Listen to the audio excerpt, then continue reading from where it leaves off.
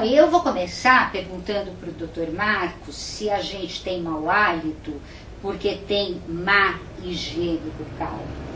Na verdade, não, Isabel. Primeiro eu queria agradecer o convite, é um prazer aqui, que é sempre bom falar sobre esse tema que é tão constrangedor. 90% das causas do mau hálito, elas estão na boca, mas nem sempre devido a uma má higienização. Por isso que se existe um mito muito grande da pessoa avisar a um amigo ou algum parente de que ela está com mau hálito. Se a gente quebrar esse mito de que a halitose é um distúrbio no organismo que pode ser proveniente de coisas mais graves, a gente vai estar ajudando muitas pessoas nesse sentido. A chegar e falar mesmo. A chegar e falar, é necessário falar. Porque essa ideia de que se você tem mau hálito é porque você não higienizou direito a boca, aí fica muito constrangedor. É como se você estivesse atestando para aquela pessoa que ela é suja, que ela não escova os dentes.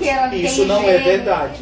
A maioria dos pacientes que eles já estão cientes que eles são portadores, eles escovam às vezes até 10 vezes por dia. E mesmo assim a halitose crônica continua. Continua, né? Mesmo com a higienização perfeita, né? Exatamente. Então, quando tem mau hálito, tem que procurar o dentista correndo, né? Tem que procurar. Como eu falei que 90% das causas estão na boca, então o profissional, primeira escolha, deve ser o cirurgião dentista.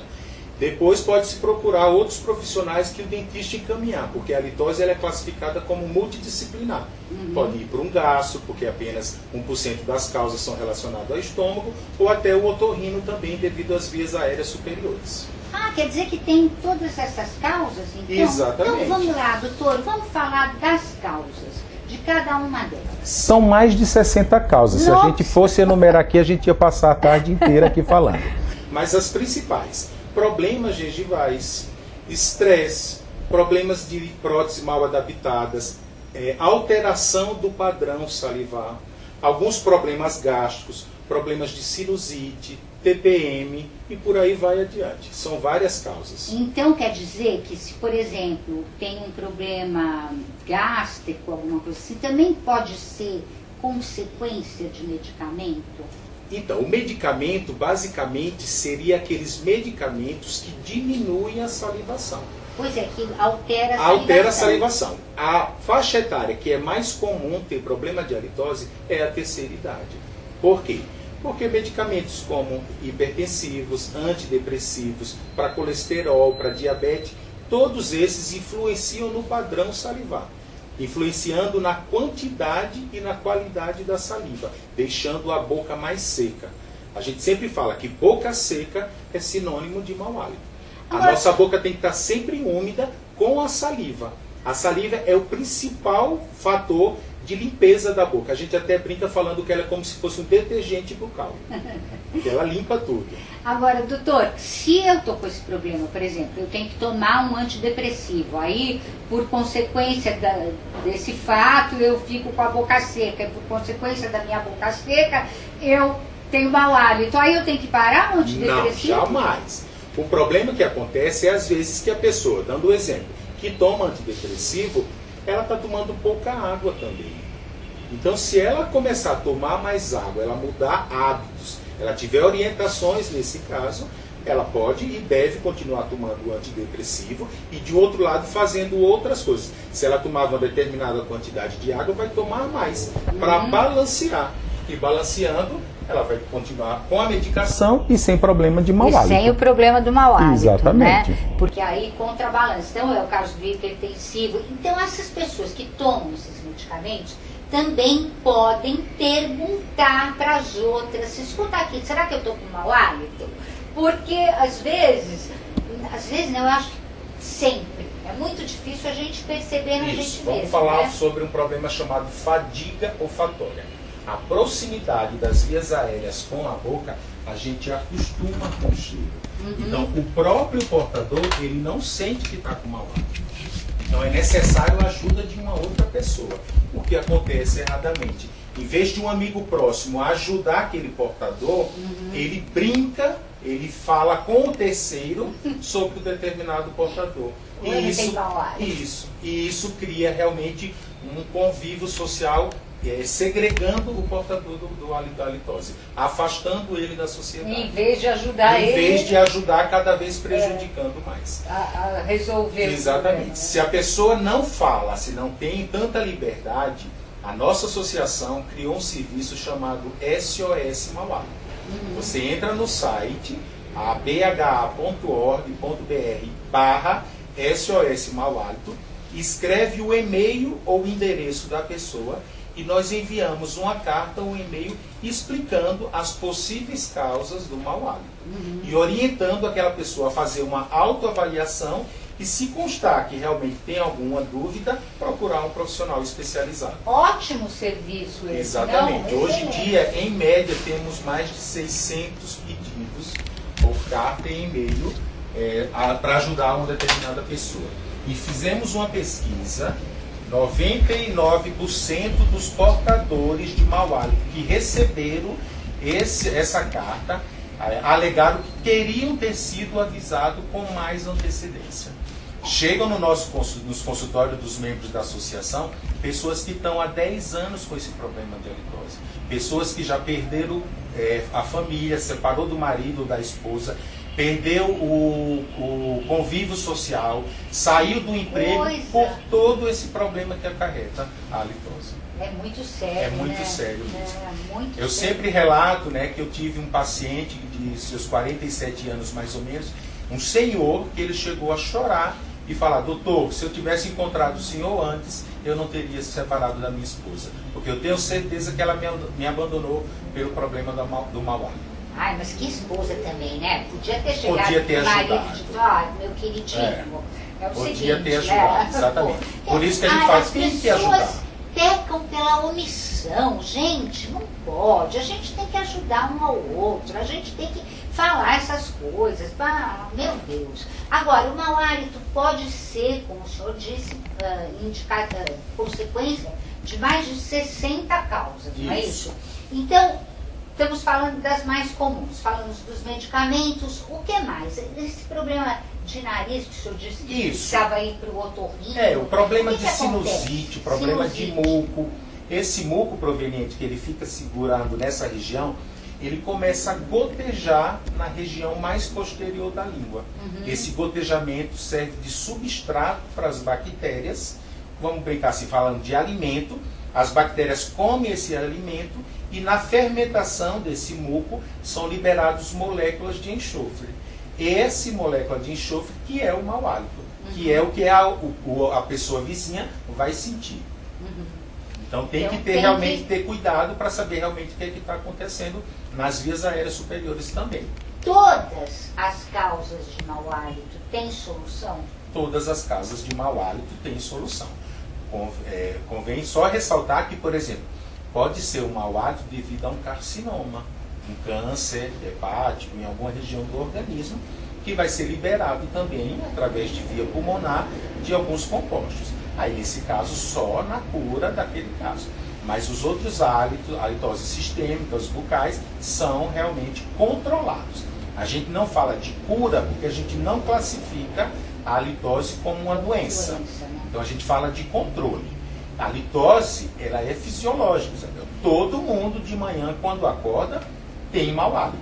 A gente não tem salivação no período que a gente dorme, então 100% da população de manhã acorda com mau hálito. Não existe creme dental, não existe produto de bochecho milagroso que você vai passar e nunca vai ter mau hálito, não.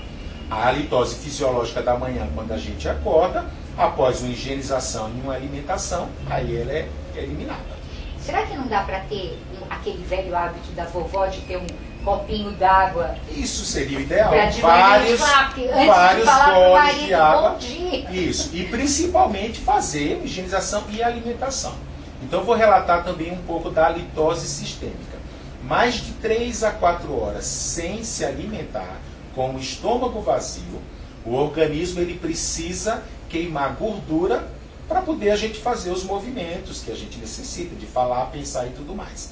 Essa queima de gordura também é eliminado algumas moléculas de enxofre que via pulmonar ela é exalada. Então, nesse caso, essa halitose sistêmica, a boca está perfeita, não tem problema de saburra mas via pulmonar ele é eliminado. Então não se deve ficar mais de 3 a 4 horas sem se alimentar. Por isso que quem faz um regime diário sempre tem propensão a ter um problema de mau hálito. Então, melhor tomar muita água. Muita água, exatamente. Não ficar muito tempo Nós, sem... mulheres, né, que fazemos regime o tempo inteiro. Exatamente. Tem que sempre se alimentar. Nesse período de 3 a 4 horas, o ideal é fazer a ingestão de uma fruta. Uma fruta cítrica que vai proporcionar mais salivação. Sempre lembrar, boca seca está associada a mau hálito. Então devemos, no dia a dia, sempre estar com a nossa boca umedecida. Dica super legal essa do Dr. Marcos. Então, agora vamos para as nossas dicas de livro para você.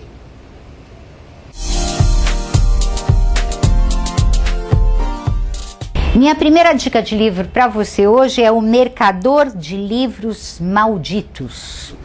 Esse livro aqui ficou 17 semanas em primeiro lugar lá na Itália, né? É um best-seller, é um livro incrível e ele assim, tão enigmático quanto o nome da rosa e tão fascinante quanto os pilares da terra. Isso dizem os editores. O livro é da editora Jangada e é desse autor italiano aqui, Marcello Simoni. Muito bacana esse livro, muito bacana mesmo. Ó, ele conta a história de 3 homens que estão fugindo e estão procurando um livro antigo que um tribunal secreto tinha feito desaparecer. Já viu, né? Já viu, já percebeu tudo. Então, é isso aí. É O Mercador de Livros Malditos, uma viagem muito interessante pela Europa medieval. É imperdível, da editora Jangada. Saulo Ramos, consultor-geral da República, ministro da Justiça, né? Advogado super famoso, né? Saulo Ramos. Quem não conhece o Saulo Ramos? No Brasil e fora do Brasil. Pois é, mas você sabia que ele também é poeta? Mas não é incrível? O cara é tudo isso e também é poeta? Pois é, a editora Leia acaba de lançar este livro maravilhoso, que é o Fora da Lei, obra poética de Saulo Ramos. Bom, eu até separei um poema maravilhoso. Os poemas são lindos dele, né? E foram editados na França primeiro, viu? Depois que veio aqui para o Brasil. E eu vou ler um trechinho para você de um poema maravilhoso chamado Domingo. Domingo, a estrada que vai da fazenda para a cidade acorda movimentada de tanta gente que vem, de tanta felicidade que existe na madrugada, nas aves, no ar, na poeira. Essa estrada que hoje vem só volta na segunda-feira, cambaleando, embriagada, e só volta porque tem um encontro com a enxada. Não vou falar mais nada. Saulo Ramos, Fora da Lei, obra poética, editora Leia.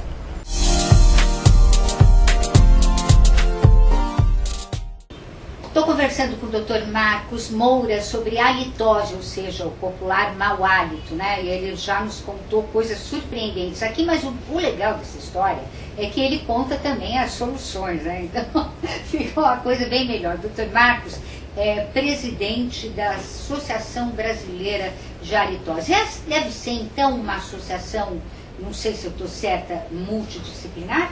Não, na verdade é uma associação de profissionais de cirurgiões dentistas, devido à maioria das causas ser relacionado à origem bucal, 90% das causas. Ah, 90%? 90% das causas está na boca. Por isso que o dentista é o principal e o primeiro profissional a quem deve ser procurado. E quais são as causas que estão na boca? Além do que o senhor já falou, que é a falta de saliva, boca seca. O que mais? Próteses mal adaptadas, problemas de cárie, dentes impactados, problemas gengivais, periodontais, cáries, vários outros motivos realmente na boca que a gente precisa primeiro solucionar.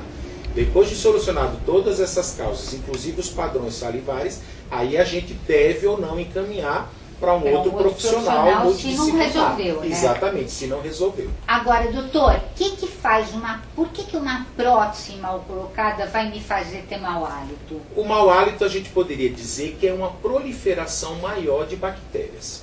A gente deve conviver com as nossas bactérias no organismo inteiro.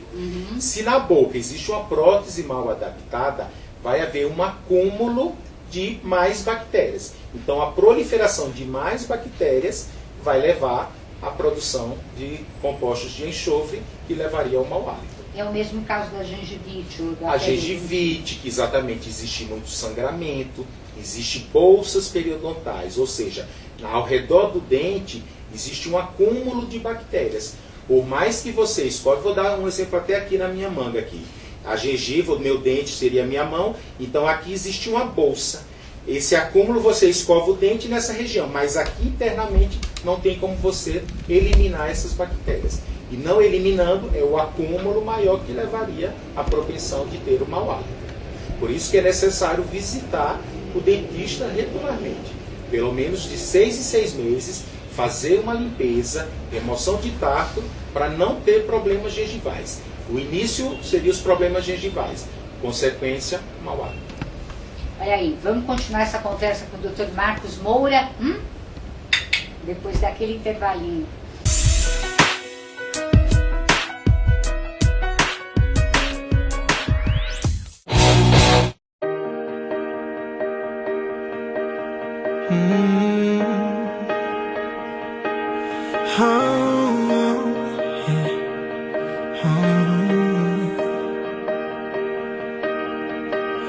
Every part of my heart I'm giving out. Every song on my lips I'm singing out. Can't feel in my soul I'm letting go. Anyone who was silent. She's the one I say loud. She's the one I say loud. Ring the bell for the whole crowd. Ring the bell, I'm telling the world that I found the girl. What I need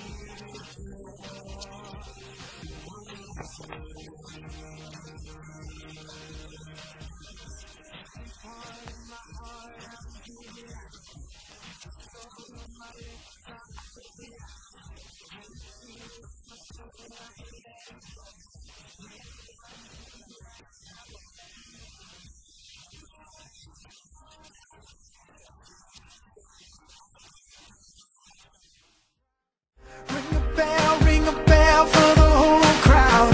Ring a bell, I'm telling the world that I found the girl, the one I can live for, the one who deserves to get out alive, a reason to fly, the one I can live for.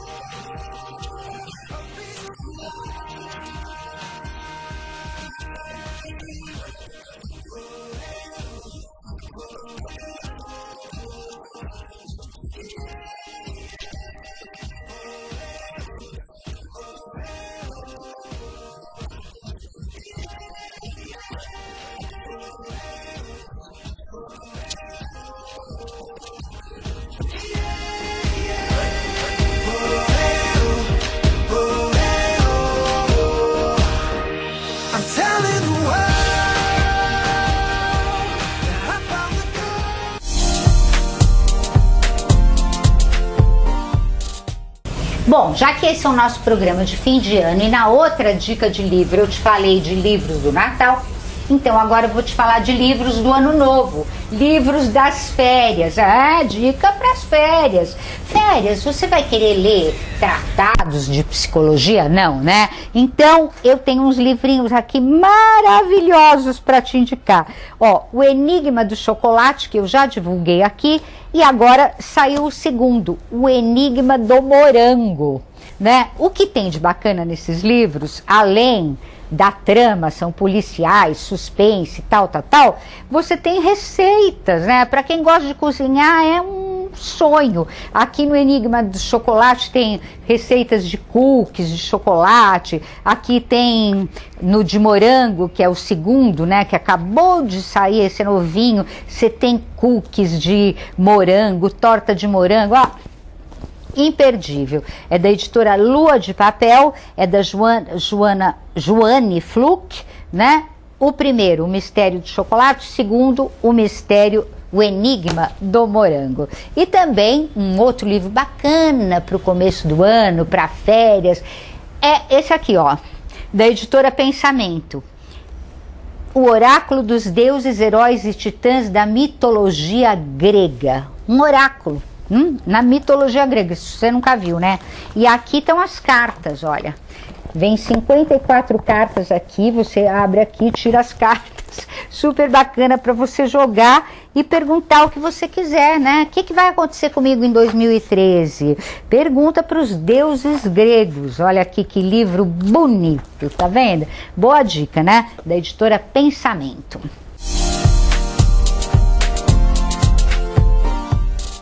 Bom, sabe que hoje em dia a gente tem muitos motivos de dar chega pra lá nas pessoas, né? Por exemplo, hoje em dia ninguém mais gosta de fumante, né? Também, cada vez menos se gosta de gente que tá muito acima do peso, né? Até as empresas fazem uma certa discriminação aí. Agora, você imagina você ter mau hálito. Aí você é discriminado de todo jeito, é discriminado em casa, é discriminado no trabalho, é muito pior do que as outras que eu falei, não é, doutor? É verdade. O doutor Marcos está aqui comigo, a gente está conversando sobre a halitose, já falamos tudo. Já falamos as causas, já explicamos como é que resolve, até o doutor deu o site, que eu vou pedir para ele repetir, porque é super bacana esse serviço. Conta de novo isso para quem não viu, doutor. É um serviço que a associação tem para ajudar os portadores de mau hálito, pois eles mesmos não sentem esse problema.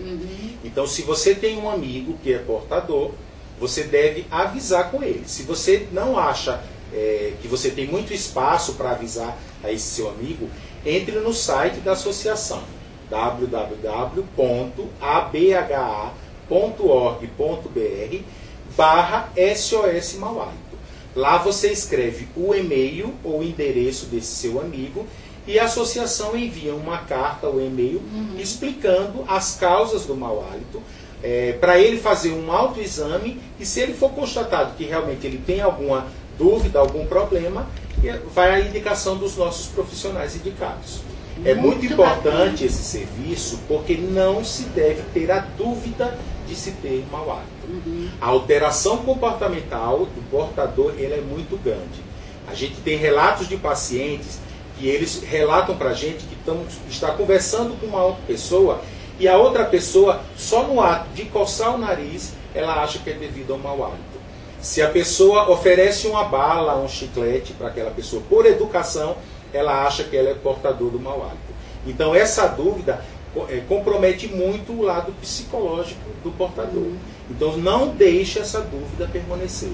Se você acha que tem, pergunte a um amigo próximo, pergunte a alguém da sua família, em diversos horários do dia: eu estou com alguma alteração do hálito? Se for perceptível, procure ajuda profissional. Se você não tem essa pessoa tão próxima, a gente mora em São Paulo, muitas pessoas vêm de fora, de outra cidade, moram só, procure diretamente uma ajuda, pergunte a seu dentista: doutor, tem problema de mau hálito? O que acarretaria esse problema? Então não deixe essa dúvida permanecer para não ter essas alterações comportamentais. Porque é uma coisa que se a gente mesmo não sente, né, é trágico. Devido à fadiga olfatória, como a gente comentou. Então é necessário a ajuda de um amigo. Avisar a um portador de mau hálito que ele está com aquele problema é um sinal de que você ama aquela pessoa, de que você quer o bem daquela pessoa. Tá certo. Agora, casos de próteses mal colocadas, cáries, gengivite, tem muitas pessoas, infelizmente ainda no Brasil, embora isso tenha melhorado de uns anos para cá, mas ainda tem muitas pessoas que têm esse problema e acham que não é nada, entende? A pessoa vai escovar o dente, tem um sangramentozinho, acha que não é nada. Sempre causa mau hálito isso? Depende da predisposição daquele portador. Certo. Não quer dizer que uma gengiva sangrando em um determinado vá dar mau causar hálito. mau hálito. Ela vai ajudar, né, a ocasionar isso. Então, o indício é que quando começar o sangramento, já procure o dentista, porque se você tiver a predisposição a ter mau hálito, vai ocasionar isso em você. Mas acho importante também a gente alertar as pessoas para essa questão de não procurar o dentista. Porque só vai no dentista Quando a hora tem que dor. dói. Ai, tô morrendo de dor de dente, vai no dentista. Mesmo assim, tem gente que toma remédio por conta própria e a dor passa e não liga e não vai.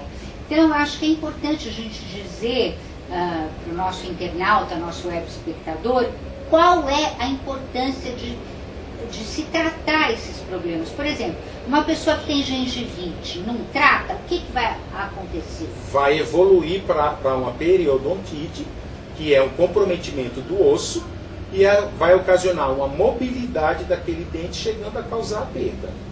Então, a prevenção é o início de tudo. Às vezes as pessoas falam que dentista é caro, que dentista dói, que machuca, por isso que abandonam.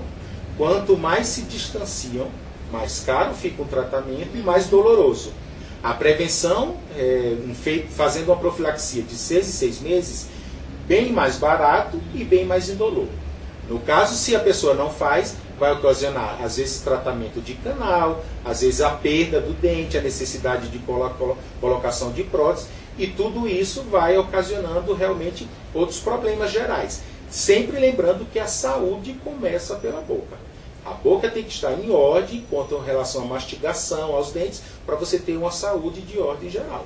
E uma prótese mal colocada? Uma prótese mal colocada, ela deve ser refeita, deve ser reavaliada. Lembrando que as próteses, ela tem um tempo de vida. Você não vai fazer uma prótese agora e daqui a 20 anos você vai ter que estar usando a mesma prótese. Ela deve ser trocada e sempre, de 6 em 6 meses, tirado um raio-x para ver se não teve infiltração. Se tem infiltração nessas próteses, tem que realmente ser refeita. O que é uma infiltração? Uma infiltração, eu falando numa prótese fixa, onde ela é cimentada numa raiz do dente. Por baixo, se a pessoa não tem higienização legal, ela começa a produzir cárie naquela região. E às vezes indolor, porque o dente já foi tratado o canal. E a pessoa não sente dor. Acha que está tudo bem. Começa o sangramento, acha que é normal. E não é. Se está tendo sangramento, vá lá no dentista, porque realmente alguma coisa não está... Pode estar formando uma bolsinha. Pode estar formando a bolsa, cheia de bactérias, e aí todo o processo vai. Conclusão, às vezes é um dente de suma importância para segurar aquela prótese, depois vai terminar perdendo também esse apoio.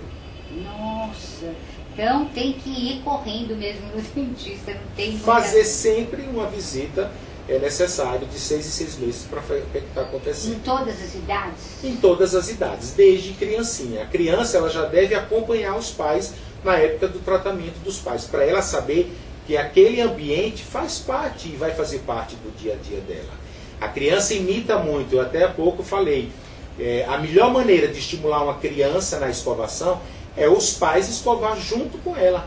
Ela olhando, vendo que o pai está escovando ou a mãe escovando os dentes, ela vai imitar os pais. Então, levando também ela, nos primeiros anos de vida, ao consultório, ela já vai se familiarizar com aquela situação. E não deixar a criança com dor para chegar naquele consultório que vai parecer como se fosse uma nave espacial, e aí é onde vai começar os primeiros conflitos e medos com relação à cadeira do dentista. Sim, claro, né? Se você for para lá a primeira vez na sua vida... Que não conhece o profissional, né? O profissional usando máscara e gorro como se fosse um extraterrestre. Então a criança realmente já vai ter receio e medo daquele ambiente. E não deve ser isso. O consultório faz parte da nossa vida. Temos sempre que estar visitando e a criança desde cedo vai perceber isso. E na terceira idade? Todo mundo vai ter necessariamente problemas? Principalmente pela diminuição da salivação. Os problemas de cárie, né, isso é mais na parte inicial, puberdade.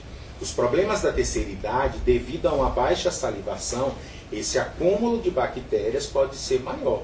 Hoje em dia a gente, com o advento dos implantes, né, as próteses totais que antes eram móveis, elas estão sendo substituídas, mas mesmo assim até os implantes precisam ter uma boa higienização, precisa ter um cuidado, senão realmente não vai ter uma adaptação do pino ao osso, então vai ocorrer uma rejeição. Então os idosos eles precisam verificar primeiro a alteração dos padrões salivares e manter uma correta higienização, sempre bebendo água. Devia-se fazer uma campanha. Se você mora com uma pessoa da terceira idade ao seu lado, toda vez que você for tomar um copo de água, dê um copo de água também para o seu vozinho, vozinha, mãezinha que está do seu lado, para realmente estar sempre hidratado e, consequentemente, com uma boa salivação. E dizem que os idosos perdem essa... Perdem a capacidade, as células envelhecem, né? Então a Não própria sente mais mastigação, sede, né? exatamente. As glândulas salivares ficam mais atrofiadas. Então na terceira idade precisa a gente redobrar isso. Às vezes até uma orientação de fazer uma mastigação, porque às vezes o alimento da pessoa da terceira idade já é mais pastoso. Então é necessário um pouco de alimento fibroso também. Tudo isso para exercitar a mastigação, que é onde vai melhorar a função das glândulas salivares. Olha, que interessante. Exercício O exercício. mesmo, né? As parótidas, principalmente, que produzem, elas são músculos. E as pessoas que estão recebendo alimentação por outros meios, que estão doentes, como é que a gente poderia estimular um pouco isso? Então, aí fica meio difícil nesses casos. Porque é só Mas através da mastigação. Mas aí é a ingestão de uma maior quantidade de água. E nesses pacientes, aí eu vou até ressaltar um ponto bem importante, que hoje em dia faz parte da higienização, escovação, fio dental e raspagem da língua. Não com a escova de dente, com o uso de raspadores linguais. Ah, que ninguém quer usar, doutor. Isso aí é uma coisa horrível. Mas as pessoas falam que dá ânsia. Não, e que é esquisito. Então, a ânsia às vezes é porque a pessoa não está sabendo higienizar corretamente. Então, no ato de higienizar, é necessário você, com uma mão esquerda, posicionar sua língua e tracionar e segurar. A língua é um músculo, né? E qualquer movimento em cima dela, involuntariamente, ela levanta. No ato dela levantar é que dá ânsia. Se a gente segura com a mão esquerda, posiciona, e na outra faz o movimento de raspagem, com certeza não vai ter ânsia. E o terço posterior da língua é onde começa a formação da saburra lingual, que hoje é chamado de biofilme lingual. Essa saburra que é o início de que vai exalar essas moléculas de enxofre. Então faz parte. Dizer que não vai higienizar a língua está errado. Eu faço até uma brincadeira, um desafio. Faça hoje a sua escovação, melhor que você faz, fio dental. Depois raspe a sua língua no final e veja o quanto de sujeira ainda ficou depositado. Então você raspa a língua, passa fio dental. Se não remover, ali virou um nicho que vai proliferar de novo as bactérias. Então, e vão para os dentes também. Vão para os dentes também. Então é necessário fazer essa remoção. E voltando a falar da terceira idade, as pessoas que não estão mais com tanta locomoção, tudo isso, uma terceira pessoa deveria e deve fazer essa higienização da língua. Para a pessoa mais velha. Para a pessoa mais velha, Que exatamente. não pode fazer sozinha. Que não pode fazer mais. Verificar como está a hidratação dela. Um teste simples para você verificar a hidratação do idoso é você pegar na palma da mão dela, dar como se fosse um beliscão, puxando com força, em termos de 1 minutinho. Se ficar levantado, significa que a pessoa está desidratada. Veja que você puxa e a pele tem que descer. Segurando, mas com força, e ficar presa, não, você está tudo bem, está tomando bastante água. Então, se a pessoa subir e ficar parado, é porque está desidratado. Precisa tomar bastante água. Olha, quantas dicas maravilhosas o Dr. Marcos veio nos dar hoje, hein, gente? Coisas muito boas mesmo, que a gente não pensa, não sabe. Vou fazer minha última pergunta. E as crianças? Como que eu vou higienizar ou não precisa? A linguinha da criança. Desde pequenininho, Pra naquele acostumar. leite, Naquele leite materno, depois da higienização, eu recebo muitos e-mails. Meu filho de tantos meses está com mau hálito. Imagine na língua o leite que ela fez, depois ela dá a gofada, que a gente tem que colocar a criancinha no lado para dar a gofada.